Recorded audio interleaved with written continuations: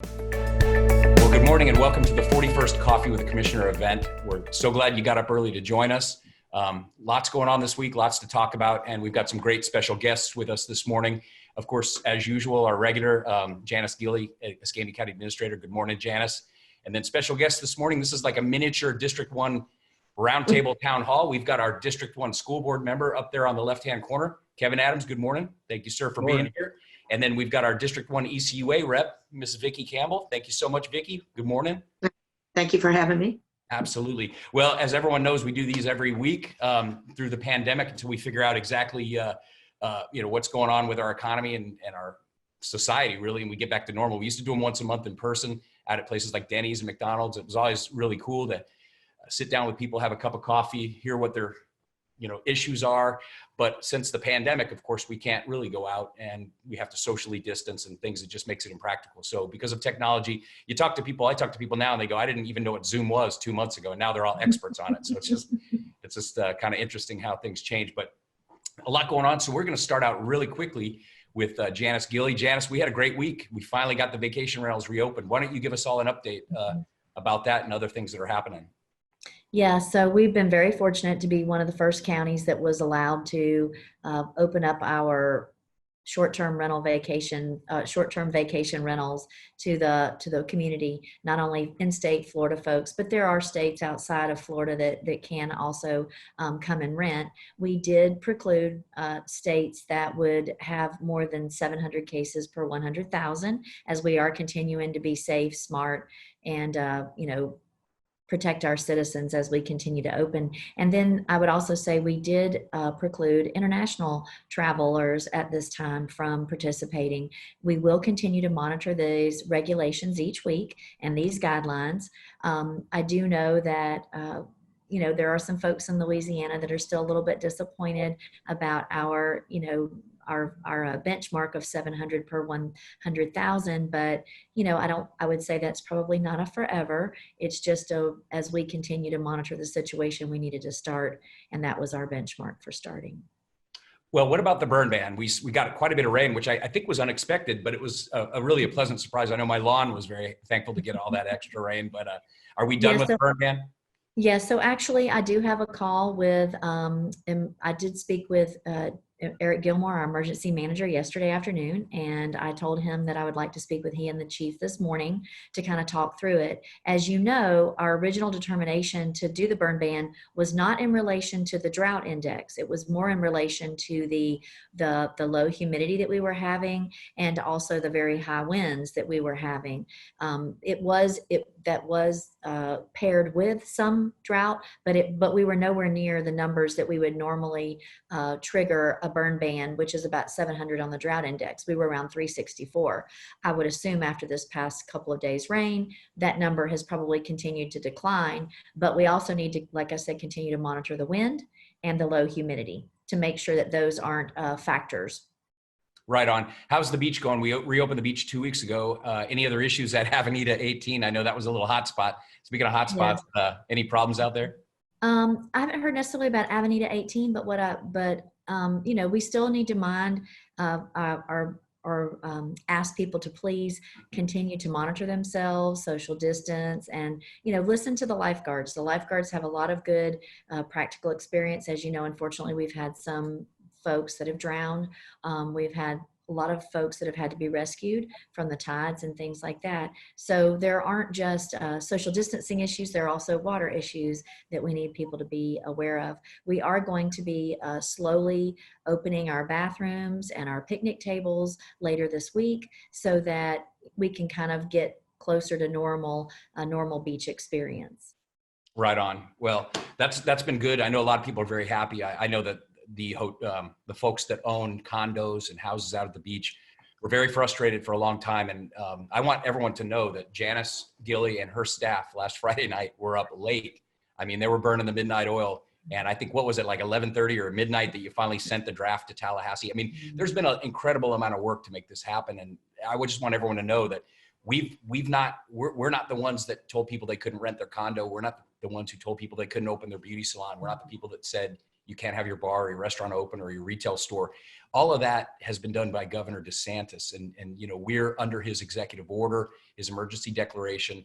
The only thing that the Board of County Commissioners did in Escambia County was we closed the beaches temporarily when we were begged to do so by all three presidents of all three hospitals and the health department. And then we reopened. So every time we do this, I know it sounds like a broken record, Janice, but I want to say it as often and as loudly as I can, because there's a lot of small business owners and they look at Jeff Bergosh as the face of the guy who put the chain on their business. And that's just not true. This is America. And really, if you want to go out on a limb, you can always open your business. I mean, it may not work out well for you. I mean, look at the lady in Dallas. She was arrested and put in jail. I don't agree with that. And I think that governor got it right when he pulled her out. I just think there's a lot of frustration. People want to get things opened again. Janice, speak to the curve. It's my understanding, look at the new cases. We had one little spike, but overall we're heading on the downward direction. Wouldn't you agree with that? Yes, I would say that the data is clearly demonstrating that. And I think, as I mentioned last week, what we're hearing from Department of Health, or kind of what I've heard, is that the more you are in contact with a person, like if it's your family member that's positive and things like that, or like we've seen with congregate living, that tends to be it tends to be a better predictor of whether or not there's going to be a positive result in a test so far. And now I know part of it is because we have socially distanced and maybe we aren't all in the office at the same time and things like that. But it does appear that if like your spouse is positive, there's a better chance of you being positive. You may be asymptomatic, but you may be positive. I did want to mention that from a testing perspective, just to make sure that everyone knows, the UWF testing sites are still available. There will be a drive-through testing site started at Pensacola State College in the Warrington campus on Thursday, May 21st. It begins at 10 a.m. and they will ask to stay in their vehicles, but there will not be any pre-screening required. So you will not have to call in advance to get an appointment or go, you just drive in and they take all comers? Mm-hmm. It does appear that that's how DOH is going to do that at Warrington campus. And then there's also going to be the one again in Community Health Northwest is going to do one again in Carver Park up in Cantonment. And that will also be on Thursday. And it will be from 9 to noon. And it's another mobile drive-through testing. And as we've said before, UWF that testing site is still available. Fantastic. Well, thank you for the update, Janice. And now we're going to get into our guests here. Obviously, the theme of all these discussions online really what's dominated the news cycle is the COVID-19. And obviously we've got Kevin Adams from the school board. We've got Vicki Campbell from ECUA. I'd like to hear from each of you specifically, how has COVID-19 impacted your operations? We all know about the schools having to shut down and go virtual. Vicki, I know you guys are picking up like a lot of extra garbage now. People are doing projects at the house. So Kevin, let's start with you. What's the biggest impact of COVID-19 on the school district from your perspective? Well, I think it'd be the distance learning where we have implemented. It's been tough for our employees because a lot of our teachers now, they're experts at Zoom and Google Hangout and all these different ways to connect with students. We were able to get a lot of hotspots to give out to kids that do not have internet access because, we got some kids are not as blessed as others in this county. So it's been a challenge. I think our employees stepped up, our staff and superintendent. So it's going well. However, we will be glad when this stops. so we're looking to go back into the classrooms in August. Okay. As long as we keep heading on the path we are now. So the superintendent's working through the state health officials on how that process will be carried out. But if school opens, as we hope it does, then we'll have the temperature devices, the laser thing that'll shoot people's foreheads and extra cleaning and all those precautions to put in. But we believe it's getting close to time to get back to regular business. So after the summer. Well, let me ask you something, because, I spent a few years on the school board too, and went to all the schools, really enjoyed my time there. But one of the things I really enjoyed was when you go to these elementary schools in particular at lunchtime, just the camaraderie, the fellowship in the cafeteria. I know Beulah, where all three of my kids went, they had 3 separate lunches. It was so crowded. So to me, as a layperson, as a parent, I'm curious how you and the district and the superintendent, how are you going to handle lunch? I mean, is the cafeteria lunch as we knew it, is that a thing of the past, Kevin? Well, no, I think they're going to try to space it out in those cafeterias and arrange that timeline. We will have some schools that will be easier, but then, we have like Beulah Elementary, that'd be much harder. We have a major project that'll be going in Beulah Elementary to increase that cafeteria. It's not going to be online by then. So they're going through those plans of how kids to be spaced out. And this will be contingent if we go to phase 2 as a governor plan and keep going on that progress, you know. So, but we have kids who had a difficult time keeping up when we had in-class schools. So those schools serving generational poverty in high crime areas, it'd be to our benefit to get those kids back in the classroom again. Because the district made amazing process, as you know, the last couple of years with the testing Sure. grades and everything else. So we don't want this to push us back 5 years. So hopefully the virus will be slowly going away and getting a better handle on it, and we can return back. And it's important not only for us, but also for the county and for the city and for our local naval bases. So Absolutely. once those kids come back in, the parents will be able to, you know, to be able to go to work more easier and you know, not everybody's got this, you know, if you have 2 spouses that are working and going to jobs, it's awfully hard to do at-home learning. So it'll be better once they get back in the classroom. Well, Kevin, and that leads to a great point that I'm going to make, and I'm very aware of this, and I know Janice is as well, and probably Vicky as well.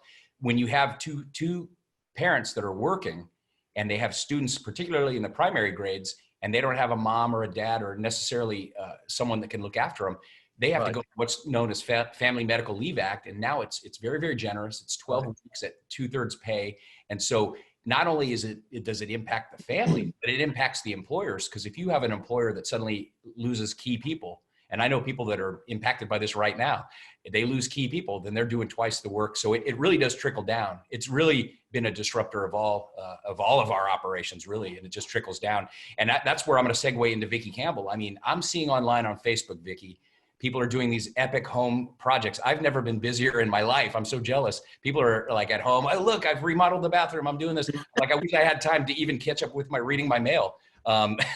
So Vicky, what that's generating is a lot of extra trash for ECUA. So tell me what's going on. How is this impacting ECUA? Well, first, thank you for inviting me today, because I tell you, education to me is the key to success, and allowing us to get information out to people is always so important.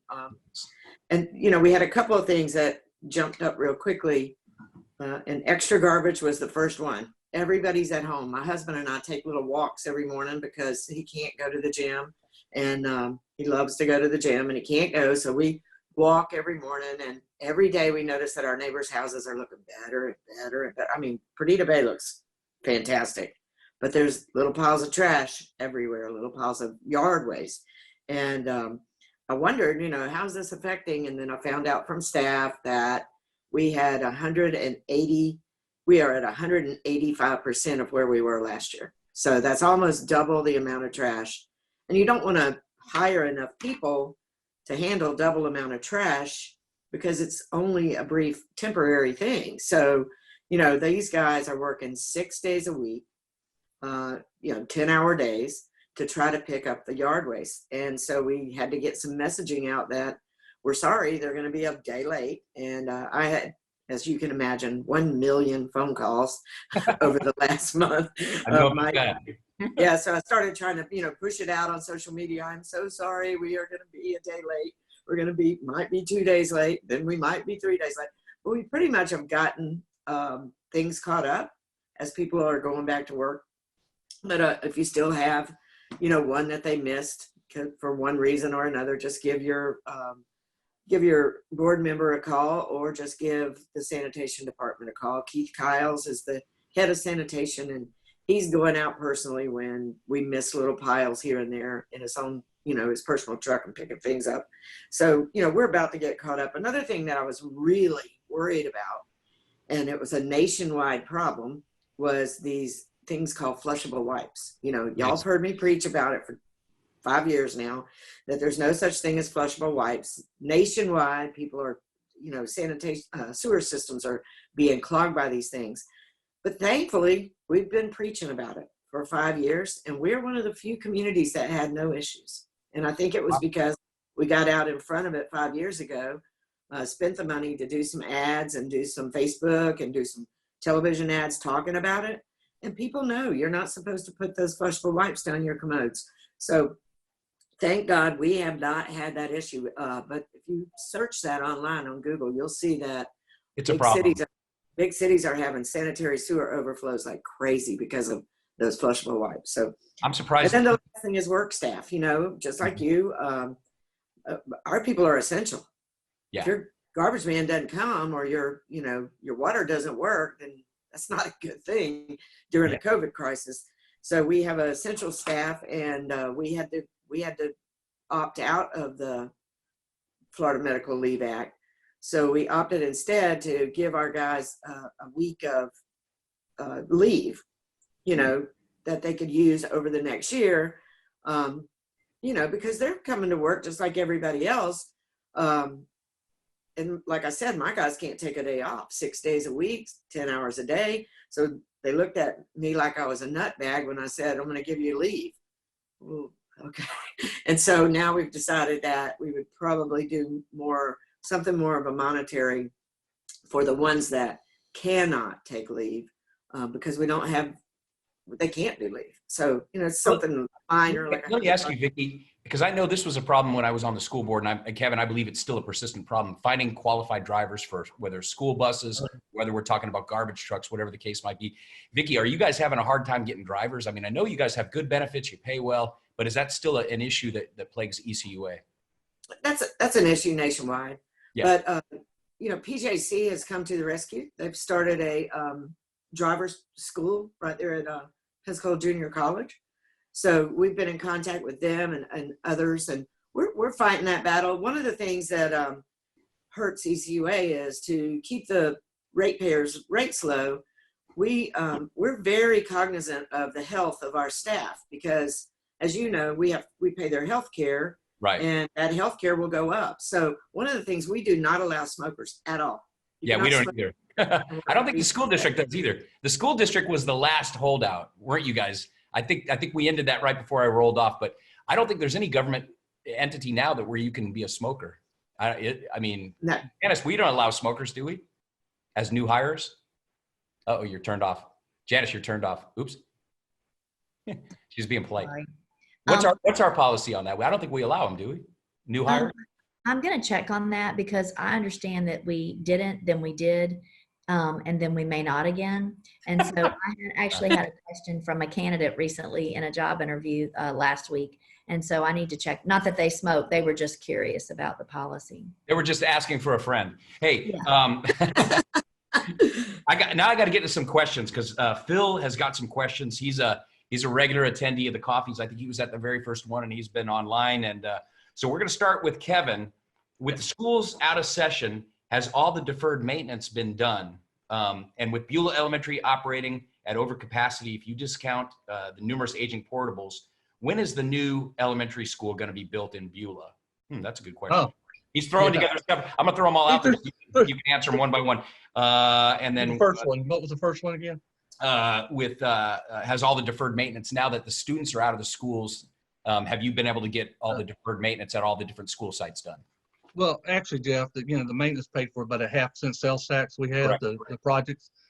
They have been expedited during this process. So any kind of little job that now they're out of the classroom, they can get into now instead of waiting for the summer, they're moving ahead. So that's not, we're still going to build like the new school on Serrano Road. We're still doing the projects that are online. Beulah Elementary, it just went out for bid, I believe, just a week or so ago on that project. So, it takes a while for it to get through all the little checks it's got to go through. But anyway, so for that matter, it's going now for portables. It appears to me that once you get a portable on your campus, it almost sticks there. It's like it grows roots. And because they wait to they have a need for it somewhere else. Right. So then they move it. I'm hoping after this construction that goes on with the new gym, the new cafeteria, the new classrooms, that I can get those portables off that campus. How many? When I was there, I think there was like 19 or 20 of them, maybe 20. Yeah, it's a bunch. But now I hate to say this, that all depends on the future growth and when the next elementary school comes along, because as these neighborhoods are built, new residential units, we can make these projects, they're 5 years in planning at least. Yeah. So by the time we're done with the upgrade at Buell Elementary, depending on the number of neighborhoods in District 1, we could be back at the same point, having used portables. So it's something that we keep chasing. So District 1 has a lot of schools at capacity. Yep. And that's why we're building Sorrento Road. That's why we probably have another elementary school in the pipeline in a couple of years. So there's no telling. So I wish my crystal ball could foresee what the growth would be in the next 5 years, but we guess as best we can. Yeah. Vicki Campbell, is there a plan to provide sewer hookups to existing homes, and as the build out of homes takes place adjacent to them? So like if you got a new subdivision going in, oh, Vicki, your mic's off. If you got a new subdivision going in, and I actually had a phone call about this, and I think I referred those ladies over to you, Vicki. New subdivision coming in across the street from an existing older area that doesn't have sewer. Oh. Are you guys gonna do something to accommodate the new people and put the older homes on the sewer system if they want it? So yeah, they can tie in to a sewer system. We can, if the sewer is up to their house, they just have to pay for the connection, and they get a year to connect. Mm-hmm. But it's, at a discounted rate once sewer is in the area. So they get a year. How much does it cost to, I'm just curious. I mean, I don't know. How much does it cost to hook up to the sewer? It varies, but I would probably say, like, I know that we had a little rental house over on Paulding Street, which mm-hmm. was one of those areas, and where they added sewer. We sold it before we added the sewer, but it was, I think, $3,000, the guy told me later, for him to tie in. And he tied in immediately because he wanted to get that discount. But he said he had messed up on one of his houses before and didn't tie in and had to go back and pay. And we've had people come in that, missed that for one reason or another. And we researched it. I remember on one lady, and the notice had gone to the wrong address. So she was allowed like another year to tie in. So it's, if you have an issue with it, you want to have a question about a particular address, again, I would say call your board member, get the information, but get it quick, because once that sewer comes in, I think you have about a year. Okay, that's good information. It's better telling you that, you're now available for sewer. All right, very good. Well, Kevin, let's bounce back to you and let's talk about that new elementary school it's in District 2, physically located in District 2, but it's going to serve a lot of District 1 students and on the west side. And I think you guys got through all the red tape. I think you've got your permits. I mean, tell us where we're at on that Sorrento Elementary School. And it's going to be called Pleasant Grove, right? Pleasant Grove. It is just a replacement for the existing school. As you know, the old Pleasant Grove is really close to Naval Base over there. It's in between the church and the water. There's no way to expand that facility. So we're building this one, which hopefully will relieve the attendance zones for Blue Angels, Blue Angel and Helen Carroll. Right. That's all right there. But also NES Pensacola, the plans is to zone NES Pensacola housing to the new Pleasant Grove. Good. Okay. So that would help the Navy on their choice a little bit, the capacity issues that they have. So anyway, I'm looking forward to it. We've already approved the site planning funding, and I believe they have begun. So they got to do a little, however they do their little work, to get the site prepared for the construction.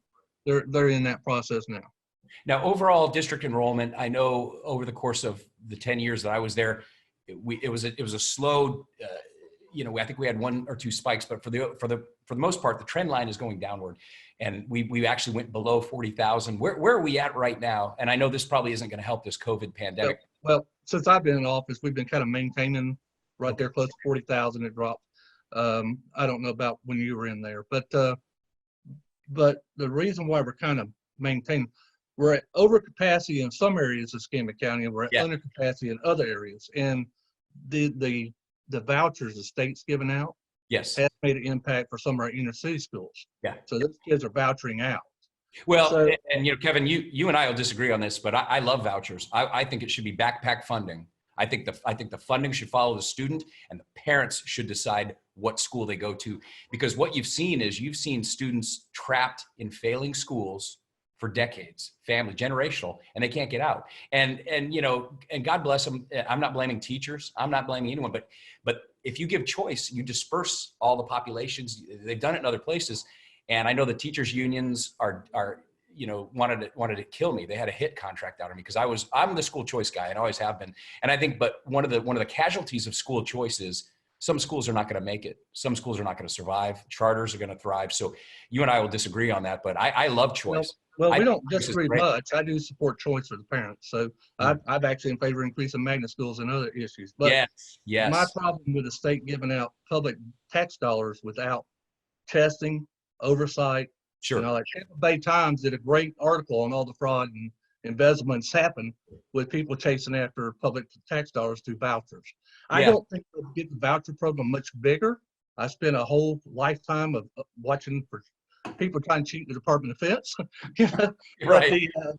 The bigger it gets, the more unmanageable it gets, and the more it attracts the bad people along with the good people. Yeah. And so these, what I call them, these for-profit voucher schools, they're really just set up for the people to make money. We don't know if the kids are there, what they're testing in. So just like President Trump believes in fair trade, Yeah. I believe in fair choice. No, If I'm we with have you. requirements, then the other side needs to do the same requirements. Well, And, absolutely. so some of them parents walking in some of these voucher schools, they don't have a clue that their kid is not getting the education they're supposed to get. Right. So, No, I think what you that's my do. only issue with that part of it. So Yeah. Well, I think you gotta supervise them, and there has to be oversight. And I think the example that I'll give is the minute I found out what was going on at New Point, New Point. we pulled the plug on them and Yeah. we shut them down. People went to jail. So it just That takes impacted several school districts in the state of Florida just off that one Yep. New Point, it was in Absolutely. several school districts. So they cannot give out public tax dollars without no oversight, no controls, Of or course. they're going to have an even bigger mess. No, I don't disagree with that at all. They should play by the same rule book. I don't. Now, is Tate High School always going to be there? Yes. Is King High School always going to be there? These vouchers are not going to do that kind of impact. Yes. Sure. But I know it does impact the primary grades. I know it really does. Oh, yeah, the elementary. So Vicki, okay, we're gonna switch back. It's kind of interesting toggling back and forth between schools and then the water, the sewer, the garbage. Vicki, we're dealing with one hell of a problem, and I use that word, purposefully with Inner Island. And Janice has got a smile on her face, but she inherited it. I inherited it, and I don't think it happened when you were on the board. When did you come into office, Vicki? When did you come on board the ECUA? And your microphone's off. Oh, you got to turn the mic on. There we go. 2012. Okay. So yes, I was there when the system failed. I was there when it was the ultimate fail, but it started everybody knew it was failing way before, because I remember Gene Valentino asking me about it in 2010 or 2011, what do you think should be done about Inner Island? And I'll say the same thing I said today that I said to him back in 2010 or 2011 is when you have a private island with private streets and private sewer and private everything, when things start to fail, you can't expect the rest of the taxpayers to pick up that tab. So you have to do what's called an MSBU. They do them all over. Oh yeah. All over the state of Florida. Bring it up to code. That will allow them to have, a good working sewer system. If we'd have done it way back then, it probably would have cost, a third of what it's costing now. But we didn't do it. We just kept kicking that can down the road. And then eventually the developer passed away. His heirs walked away from the failing system. And the county took it over. And I believe they hired Gulf Breeze to manage that for you. You hired them to manage it for you. And with the thoughts that it will eventually be taken over by the ECUA once it was brought up to code to put onto the sewer system. So I think they are pretty close to getting that done. And they have an MSBU. Now I think the people are upset because it's going to be like $1,200 a year. Now, for some reason, it's hooked at 10 years. Personally, I think it should be hooked at 20. I had an MSBU on the first piece of property I ever bought for sewer, no doubt. And it was in Bio Grande Villas. It's a mobile home park. And it was one of the few mobile home parks that's on the water over here in my area. Speaking of my area, I went to Pleasant Grove Elementary. So I did. I'm a West Side girl. But anyway, I went to Sherwood. Bio Grande didn't have sewer, so we wanted sewer, even though it was a mobile home park. It's a very nice mobile home park. It has a community pool and a community house, and it's right on the water.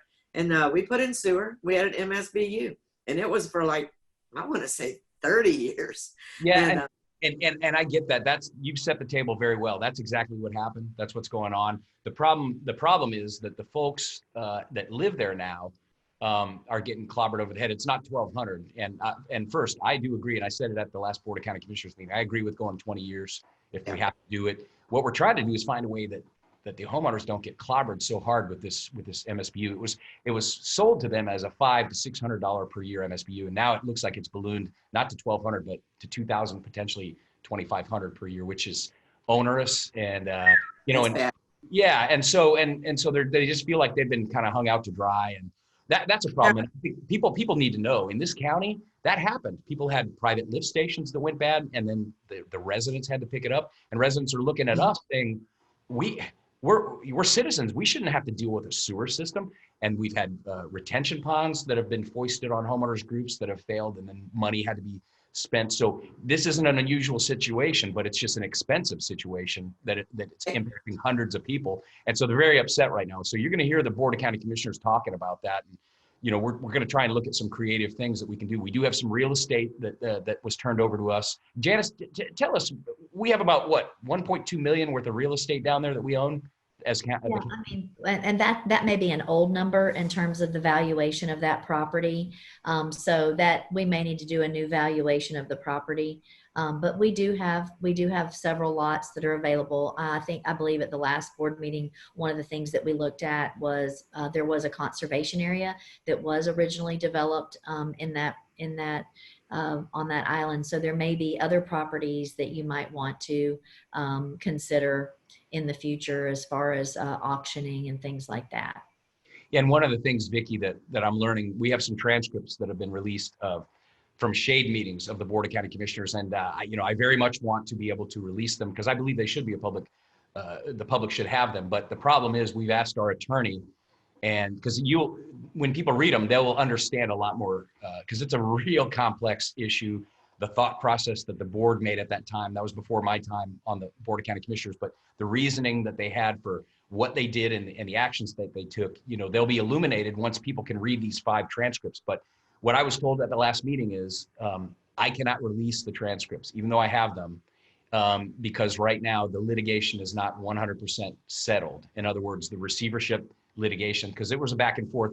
I believe the Board of County Commissioners at one point really wanted ECUA to be the entity that took over that system because that was a water sewer system, and ECUA does that, not the county. There was some back and forth on that. Apparently, it's still smoldering and it's not completely put out. So that's the reason the transcripts cannot be released. I would love nothing more than to put them on my blog today because it would make for an interesting read. I know Janice has read them. I've read them, and you can't get away from transcripts, right? You can say what you want, but transcripts are there forever, and they tell the truth. That's why when we're in these executive sessions, one of the warnings that we get, and I'm sure you guys get it too, Kevin, is there will be a transcript taken, and it's not a public record now, but eventually it will be, and they all do come out. We had a battle with we had some contentious shade sessions here in the county with our bargaining with the different unions, and those come out, and then you read them back, and you're like, wow, did I really say that? So anyway, those transcripts will come out, but right now, anyone who releases them, that's an ethical breach. I asked the attorney that question specifically. So if any individual board member releases those transcripts, that's a breach of ethics, and that potentially violates Florida law. So I want people to know, because I've been asked for them. The folks down in your area are dying to read them. And if I was able to give those to those people, I would do that, but we're precluded from doing that. But anyway, that's a big mess. And, we're working our way through it the best we can. The county is owed what, 580 grand, Janice? Is that where we're at? Because Yeah. we've had to float money to keep that thing going and do some various things. So it's a mess, but I just want the homeowners that are living there right now to know that I'm going to do everything I can to do as best we can to lower that MSBU cost, whatever it is. And hopefully we can work together with ECUA to do that. Another issue that Vicki, that you and I have been talking about for over a year now is this issue of efficiency of the trucks running to the garbage landfill. We talked about it on Thursday. I'm of the opinion that it made sense from what I was told. The transfer station, however, there's been some new information that's been brought to my attention from numerous residents out there. So one of the things that I'm going to talk about Thursday, Janice, is that on our agenda for Thursday? That interlocal? No, when is that coming back to the board for consideration? Do we know? June. So say that again. I couldn't hear you. What? June. Okay. So one of the things, Vicki, well, first, why don't you take a minute, Vicki, and tell people about the transfer station. ECUA is the expert. You're the experts. Why do we need to put that there? Why can't we use the existing one on Palafox? Why now? Why there? Okay, so first off, why do we need a transfer station? Well, when your trucks are en route constantly down Pine Forest Road, Beulah Road, 9 Mile Road, they sit in traffic all day long. So you're paying these drivers to sit in traffic all day long, and then they get to the landfill, and the tipping floor at the landfill is very uneven. So you have a $300,000 sanitation truck. We had 4 that turned over last year. Thank God. How does that happen? Explain, how does that happen? Well, you got to think about this. They're backing up this huge truck on a floor of garbage. In the landfill, they make them pull all the way out onto the floor, and then they tip the garbage back and it pours out. Well, when they do, I mean, sometimes that floor gives away and the truck just turns over. Wow. So, okay. When that happens, what do you do? How do you? Those things are heavy. They're not light. How do you turn one over? Have you had exactly? Have drivers been injured in that? Thank God, no. We haven't had a driver injured, but we have had several turnover out there. And as that landfill floor gets taller and more unsteady, then this has a tendency to happen again. We don't want, number one, the safety of the driver is number one for me. I want them to be safe. Number two, every time that happens and you have to pay to repair the truck, or if you totally lose the truck, you're talking hundreds of thousands of dollars out of the ratepayers, taxpayer, whatever, our constituents' pockets. So we have what's called transfer stations. And as a community grows, they have more transfer stations. So we have only one transfer station in Escambia County. It's on Palafox Street. It's owned by the county. And by Wednesday, it's at capacity. It's done. They shut the door. So we can't take the trash there anymore. So if we keep getting, as you know, more and more and more trash. This COVID thing told us exactly how much trash we could get if we're at capacity, because we were up over 100% more in trash, as well as not just yard trash, recycle and regular trash as well. So those trucks were sleeping recently at our station at night because they couldn't get to the landfill. So they were sleeping on Godwin Lane full of trash. Let me ask you about that, because a lot of residents didn't believe that. I said, listen, they all go, first of all, don't they all go there? They all have to go there anyway to get the fuel at the natural gas station, right? Exactly. Yeah, it's right next door. And so, and when they're full, when the transfer station at Palafox is full and they've completed a route, why wouldn't they just go to the landfill? They go there. Do they go there because the landfill is closed? Is it after hours? Or why wouldn't they just take that truck and go to the landfill? Because if it's late in the day, and we're like right now, we're collecting it up to 7 o'clock at night, the landfill's closed. Okay. So it becomes, so a lot of folks out there did not know that those trucks are sitting there in the heat all night with garbage, but they're covered, right? Or are they uncovered? I mean, they're covered up at least to help with the fumes, right? Well, yeah, the lid is closed to help alleviate the fumes, but you know, you can smell them. Gary Sapp is a friend of mine who's right there next door. You know Gary. And, I know Gary. Yeah. And Gary at times has called me and said, "Hey Vic, I smell the garbage." And so, you know, we try to keep them they're as far away from everybody as they could be. I was going to show you this little. I don't know if you can see. No, you probably can't. Okay. I was Weird. gonna Oh, wait, do that, wait, do that again. That was cool. I want to see that again. It's So- like it turns invisible. Whoa. I know.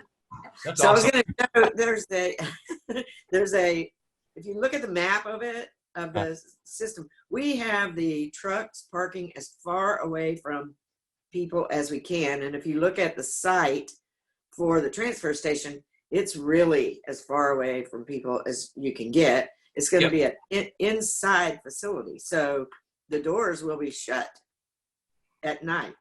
In the day when the people come through, there will be a door open, a door closed. Now, if you want to know how it's going to smell, you could visit the MRF, because it's the same kind of process. They go in one door, they come out the other, and we are going to have they're called atomizers.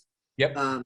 When I was in Huntington Beach, California, I went to a MRF one day. It had 3 schools on either side of it. Kids were out in the yard playing. I was like, what? This is a MRF?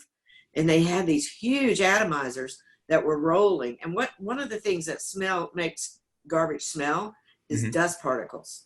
So these things blow like a vapor up in the air that is water. And so it makes the dust particles fall to the ground so that they don't spread out over the area for people to smell them. And then they put stuff, I mean, they had mango that day I was there. And the whole area smelled like mango. And I'm thinking, man, That's kind of weird. Yeah, I couldn't believe that it smelled so good next to a garbage dump. So, I mean, there's so many things, technology you can do these days that I think if we, and I know you've been hit with a barrage of phone calls and everybody's on social media talking about how bad this is going to be. But, I'm looking at social media last night, that one site that has, the people that peck away at you. And I don't go to that site anymore. I haven't been there, and I'm like the guy that's been I've been away from that site for 67 days, sobriety. Well, I only go when I get tagged. There's nothing good on that site. Nothing. And there was and nothing good on that. There was probably 8 people talking about it, and out of those 8 people, 1 guy lived close to there. 1. Yeah. Oh, yeah. Oh, I know. Well, here's what I'm going to say just on this topic, because you and I've talked about it, Vicki, and it's been a subject for about a year and a half now, and I get it. But there's some residents out there that just they want to know why. They want to know more. And they called me. And the main thing I think they're upset about is they're just getting clobbered over the head and not being told about it. They feel like it's being rammed down their throat. So one of the things I'm going to talk about at the June meeting when it's brought, I'm going to pull it back. We're pulling it back for now. And I want a public meeting in that area. And I can set it up. I can work with Kevin probably to get it done at Bellevue Middle, because that way the folks are there.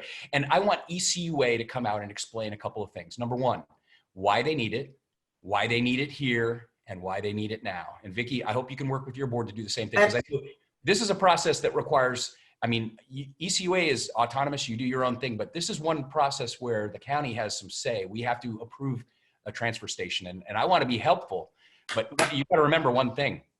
I'm going to put the residents first. The residents come first, obviously. And I think they're willing to listen, but they feel right now like this has been kind of pushed on them. And like I say, I listened to the presentation. You and I've talked with Pat Johnson. I've been to the site.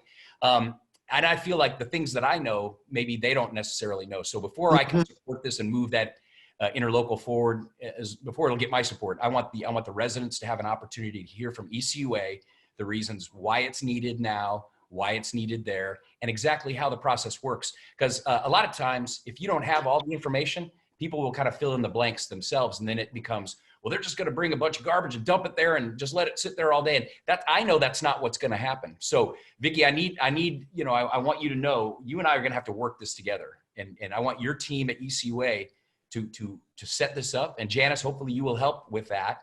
And, we'll socially distance. We'll do everything right. We'll get the school district involved. We'll use Bellevue's cafeteria if we can get Kevin to help us with that.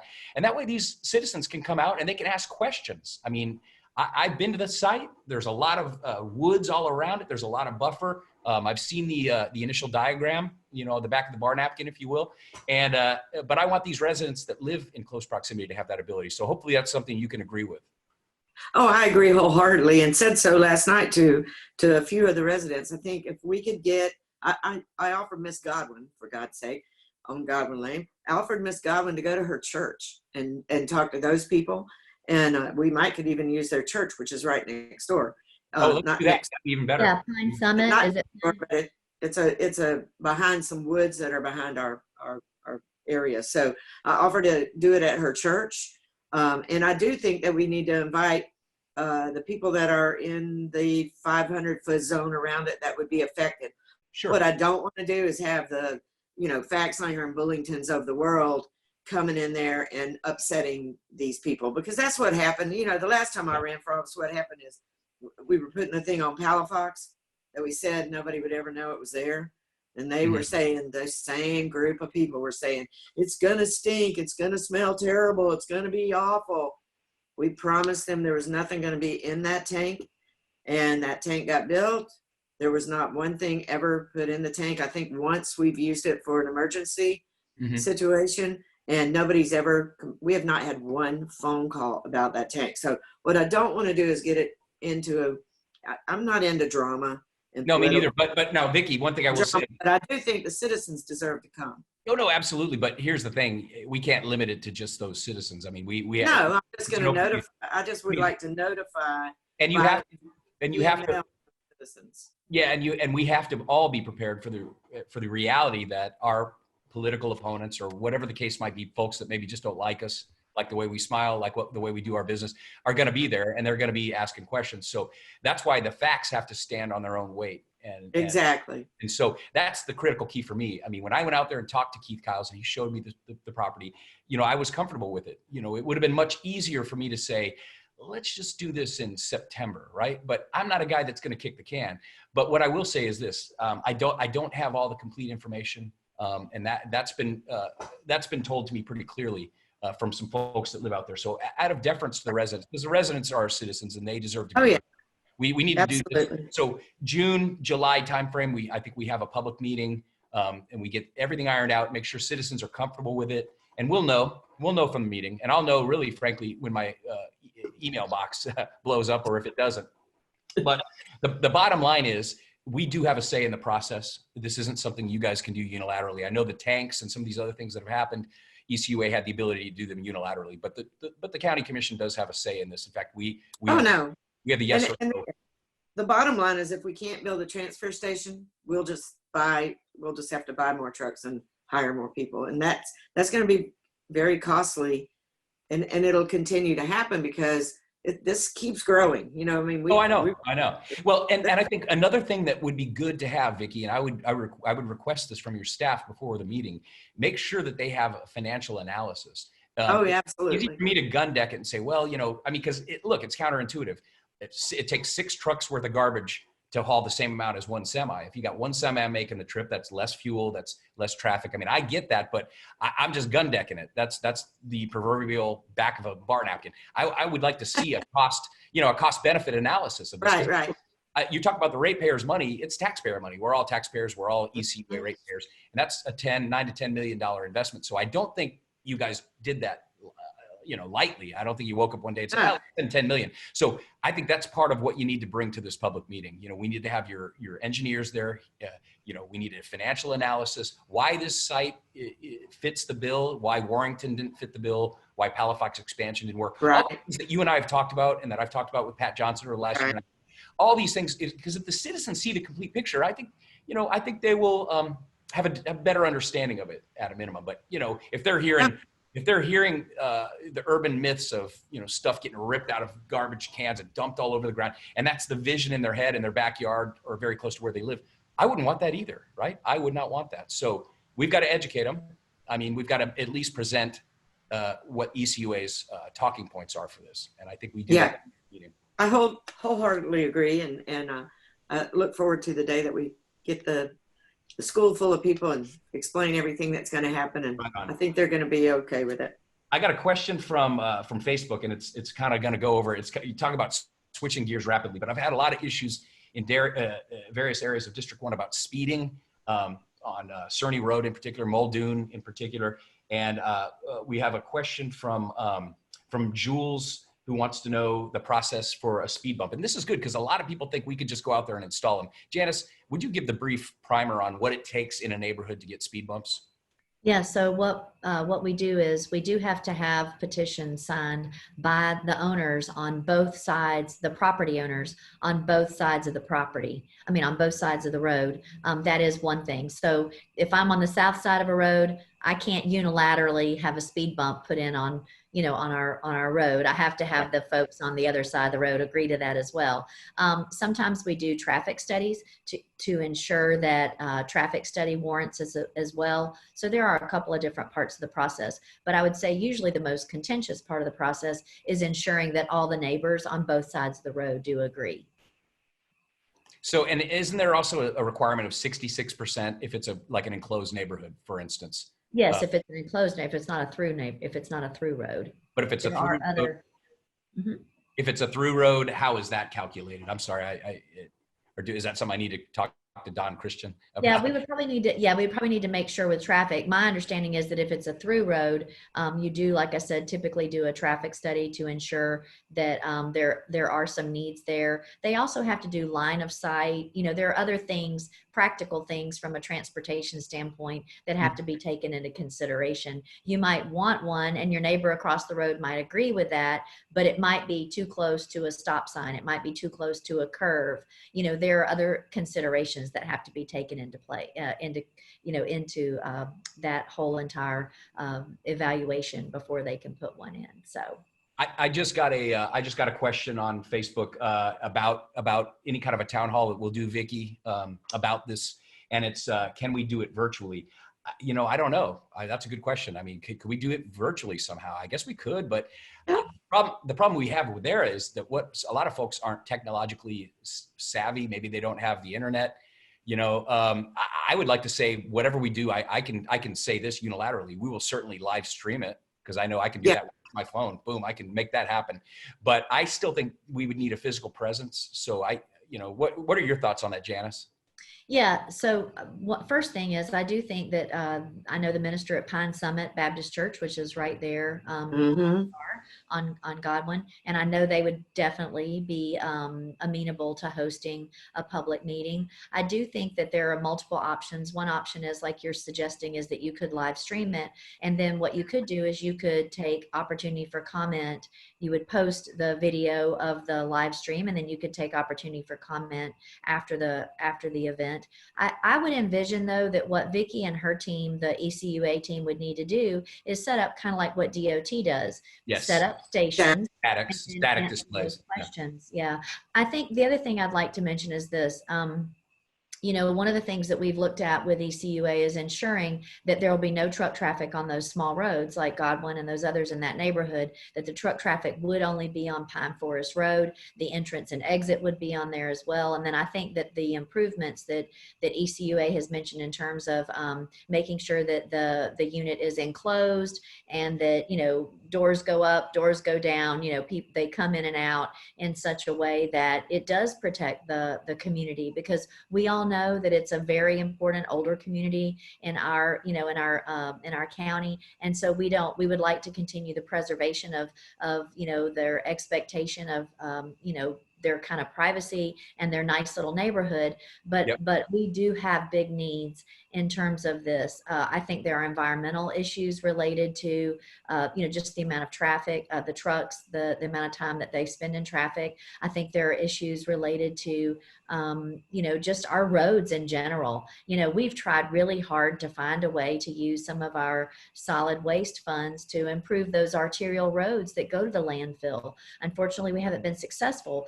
So guess what? The damage to those roads, those arterial roads, that new 9-mile road, Beulah, that we just transferred to the state, that damage is because of these large trucks. Muskogee Road. So, there are other infrastructure issues related to this. So we need to make sure that community is taken care of, because they are an older, important community in our county. So we definitely need to do that and take care of them. But we also do have to look out for the fact that we need to look at our environmental issues, our infrastructure issues. And then I think, as Vicki mentioned, Palafox just can't hold all the trash that we generate, particularly in the summer, June, July, and August. Like we started this meeting talking about vacation rentals, we're wanting folks to come back. And when they get back here, guess what? They're going to generate some trash. And I want citizens to know, so when we do this town hall, whatever we're going to call it, it'll be an online plus a physical town hall folks can come to, but we'll have people from ECUA that can describe it. Janice, we'll get Pat Johnson out, and we'll get the folks that run Palafox. Because, again, I asked Pat that same question when he hit me with this a year and a half ago. He said, okay, well, what about the existing one? Can't we expand it? Not expandable. What about the Warrington facility? No, it's too close to a body of water. I mean, there's a lot of stuff that I know. And so that's why, when you see me at a meeting and I feel pretty confident about, the cost benefit, but the citizens don't know. And that's what I got clobbered over the head with this week. And listen, hey, I'm willing to take a step back and say, listen, let's hit the restart button. I hate to use that phrase. And let's make sure the citizens are equally appraised of exactly the reasons why this needs to be done and right now and here, and let them weigh in as well with their concerns, because who knows, they might have concerns that can be addressed to make it even less impactful. So I look forward to doing that, and we're going to do it. But I want to shift gears back to the schools again, if I can, just for a second, Kevin, because first I want to say thank you to Kevin Adams, Escambia County School Board District 1, for being here this morning, getting up early. Thank you. Vicki Adams, ECUA Board Member District 1, of course. I'm married to Vicki Adams. Oh, did I say that? Oops. I'm married to Mike Campbell. Yeah. Sorry, Vicki Campbell, not me.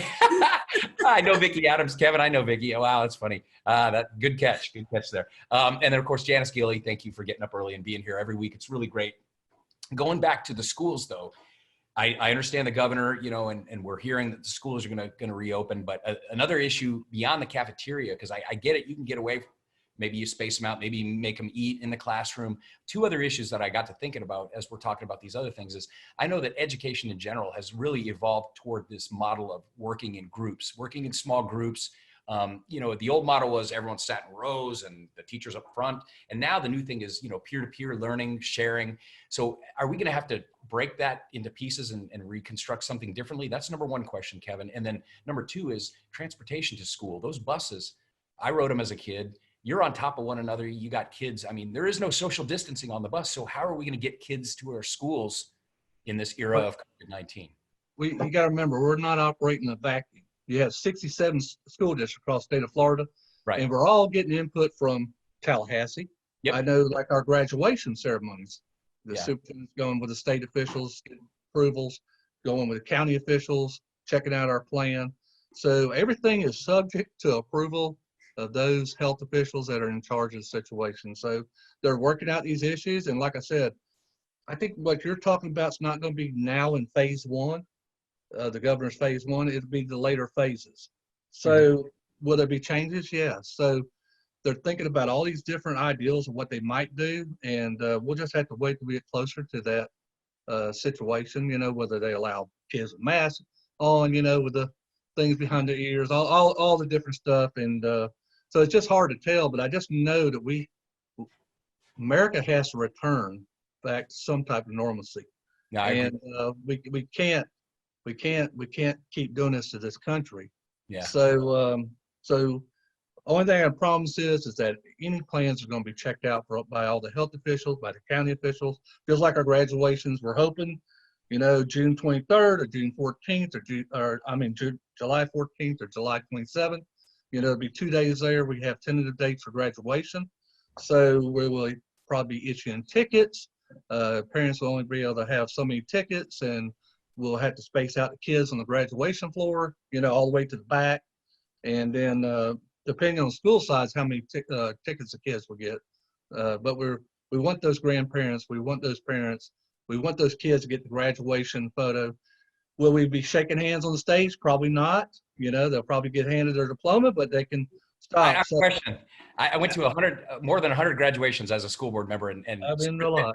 Superintendent Jim Paul, and then after him, Superintendent Malcolm Thomas always stood at the end of the stage shaking every graduate's hand. So they won't be shaking hands. The $1 million question: will Malcolm Thomas actually do elbow bumps to each student, or come on, or is he going to do the back? What's he going to do? Well, last night, Keith Leonard is now Deputy Superintendent of HR.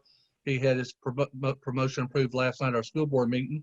He came up, and we kind of did the air bump, and congratulate. So what was that called? An air bump? Air bump, Air bump.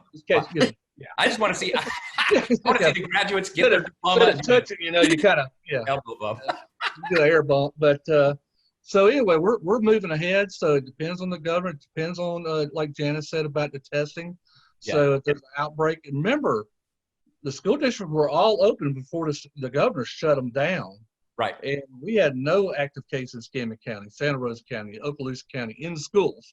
There was several school districts that did. They just closed that school temporarily till they could get the testing in to do the tracing and all that. We'll probably return more to that style of what was going on before, I believe. So, so anyway, we've got to move ahead, and hopefully we'll get beyond this virus and get the kids back in classrooms, because I believe they need to be there. Yeah, I don't disagree. And And we will have choices. If somebody wants to, if they're uncomfortable, they can do the virtual training, education. But for those who want to, I was going to ask that if a parent really is freaked out about going back to school, so their child will be able to choose to stay virtually at the house. Anybody could choose that now. Well, no, I know that. I know that. School. Yeah, well, I know that, Kevin, but that was under the Florida Virtual. That was a different program. Or Florida Virtual. But yeah. But once the regular schools, once superintendent and the governor say we're going back to regular school, if I have a student say at Beulah Elementary and I'm just like, no, I don't want to go to the Florida Virtual School, but I don't want my kid going to Beulah. Can I stay at home with my Chromebook? It will escape school district. That situation I'll have to ask the superintendent. So what I knew was, what my understanding was, if they did not want to return to school, they could do the Florida Virtual. Yes. So it's an either. It'd be hard for us to have, the teachers that we have now are all doing the distant learning, teaching kids. Well, they're all going to be back in the classrooms.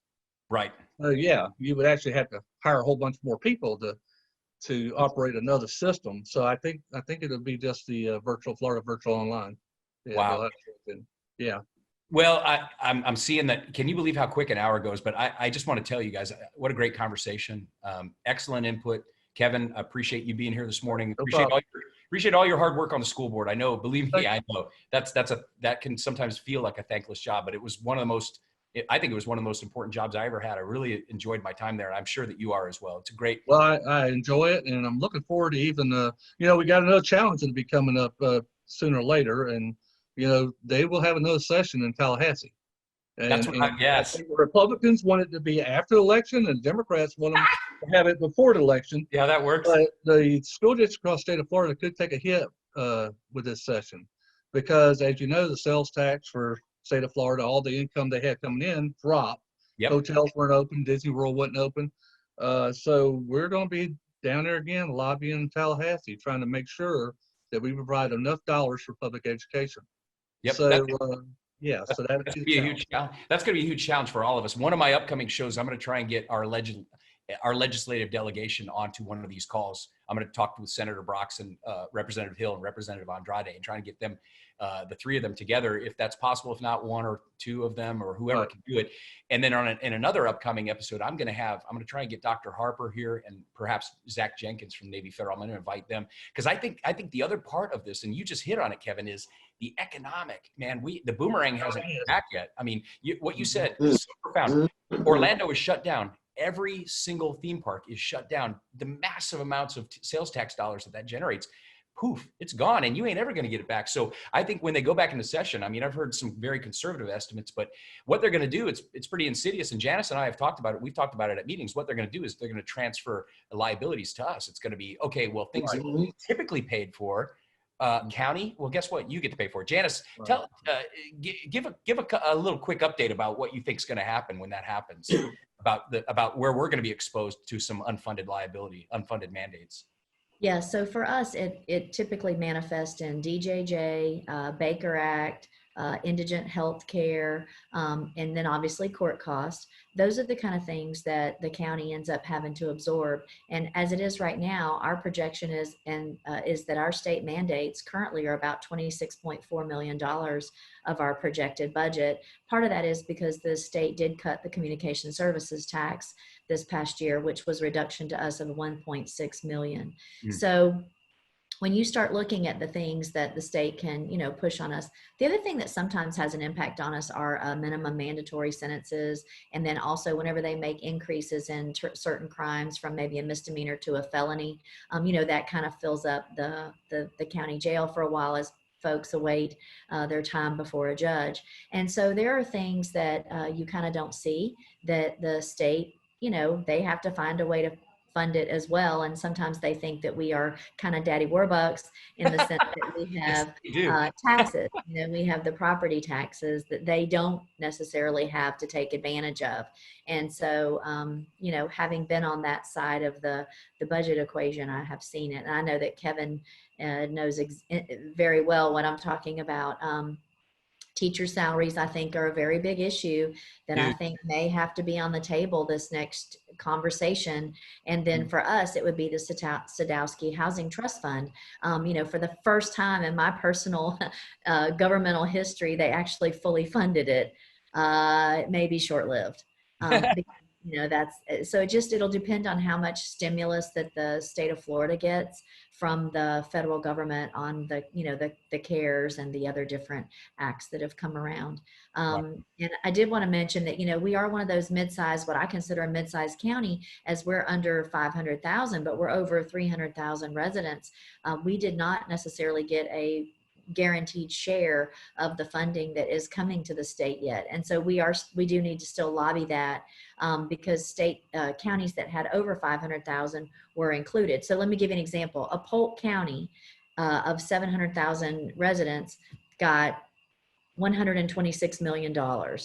And quite frankly, they're calling it like bounty, their booty bounty or something like that. And they haven't really decided how to spend it yet. But the county, pardon me? I said, oh my Lord. Yeah. My God. In the state of Texas, the governor Abbott, who's a wonderful governor, had already made the decision at the state that they were going to do a capitated rate for their counties that were under 500,000 that didn't get the CARES money. And they did it at $55 a person. So for Escambia County, if we were to get $55 a person, that would equate to $17 million for us. So that doesn't seem fair. That doesn't seem fair, but we'll take it, right? Well, I mean, somebody's getting it, so we've got to lobby for those kind of things. Well, we're gonna be lobbying. Unfortunately, I've got to cut this off. Kevin, I'll give you. Yep. Yeah. Just one thing I want to mention: our superintendent selection process is going as according to plan. Yes. We established the search committee for the superintendent. I think it's a fabulous group representing the entire Escambia County, from business owners to teachers to all military. We have it covered on that committee. So August 26th, that's when we'll start getting our finalists on the interviews, and September 1st we'll select our new appointed superintendent. Kevin, do you know how many applicants? Are you taking applications now? Can you give us an update on how many applicants you have? We're taking applicants now. We got about 6, I believe. That's it. However, what I understand, got the FSBA that's giving us guidance to this. They've done it before. Right now with this pandemic, with the virus, we probably won't see a lot of applications till next month. School ends this Friday for a lot of school districts. So, these people that may put in for the job will have to tell their board or tell their administrators, that, hey, I'm looking to put in for this job, So I understand it'll probably be more at the end. So we'll see. That's great. Thank you. I had meant to ask you about that. I'm so glad that you brought that up here at the end. Well, guys, unfortunately, but this has been really, really good. And I'd like to ask Vicki and Kevin, if you guys, when the school year starts again, will you guys come back and join me on this and we can do an update? Oh, sure. Absolutely. Okay. Yeah. Cause maybe we do it every quarter. We've done this in person a couple of times. Yeah. And, unfortunately, it doesn't seem like we could do that right now, right. In the environment that we're in, but really, really a great morning. I appreciate Kevin Adams being here, Vicki Campbell being here. Thank you for the invite. And you met my new administrator this past week, so that's right. He's there. He's great. Yeah, and he stayed for the whole meeting. Yes. So that says something about him. I know, right? Stayed for a whole meeting. Anyways, you guys have a great rest of the week. Janice, we'll be talking to you tomorrow, right, at our Board of County Commissioners meeting. Kevin, we'll talk to you soon. Thanks for all your hard work. Vicki, thanks for all you're doing. And again, just to recap on that transfer station, we will be doing a public meeting before we do anything else. We're going to do it out there with those residents, and we're going to have the staff from the county and from ECUA present all the facts, hopefully a financial analysis, and I think that will be a good thing, and that will definitely be needed to get my support for that interlocal. So looking forward to doing all that. You guys have a great rest of the week.